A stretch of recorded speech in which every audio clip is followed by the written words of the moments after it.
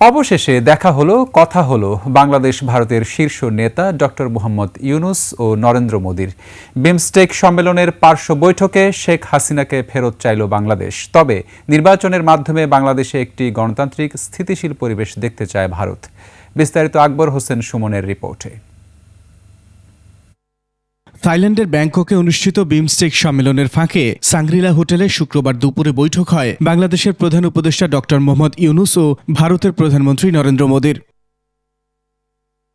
গত ৫ আগস্ট ছাত্র জনতার অভ্যুত্থানের পর ঢাকা দিল্লি টানাপোড়েনের মধ্যে প্রথম এই দ্বিপক্ষীয় বৈঠক। প্রধান উপদেষ্টার প্রেস সচিব জানান, পারস্পরিক স্বার্থ সংশ্লিষ্ট সব ইস্যুতে আলোচনা হয়েছে। শেখ হাসিনার প্রত্যর্পণ বিষয়ে কথা হয়েছে, বর্ডার কিলিং নিয়ে কথা হয়েছে, আমাদের দুই দেশের মধ্যে যে গাঞ্জেস ওয়াটার ট্রিটিটা আপনি জানেন যে নতুন করে এটার এক্সপায়ার হয়েছে, নতুন করে ট্রিটিটা হওয়ার আবার কথা হচ্ছে, এবং তিস্তা ওয়াটার, এগুলো সবগুলো নিয়েই কথাবার্তা হয়েছে। এদিকে ভারতের পররাষ্ট্র সচিবও বাংলাদেশ নিয়ে নরেন্দ্র মোদির অবস্থান তুলে ধরেন। प्रधानमंत्री जी ने इसके बारे में भी अपनी सोच प्रोफेसर यूनुस से साझा की और आशा जताई कि हम आगे चलते एक डेमोक्रेटिक, इंक्लूसिव और स्टेबल बांग्लादेश देखेंगे और उसमें इलेक्शंस का अपना एक रोल होता है, वो सब जानते हैं। সংখ্যালঘু নিরাপত্তা প্রসঙ্গে ডক্টর ইউনূসের সর্বোচ্চ ব্যবস্থা নেওয়ার আশ্বাসের কথাও জানান ভারতীয় সচিব। उन्होंने आशा जताई कि बांग्लादेश सरकार इस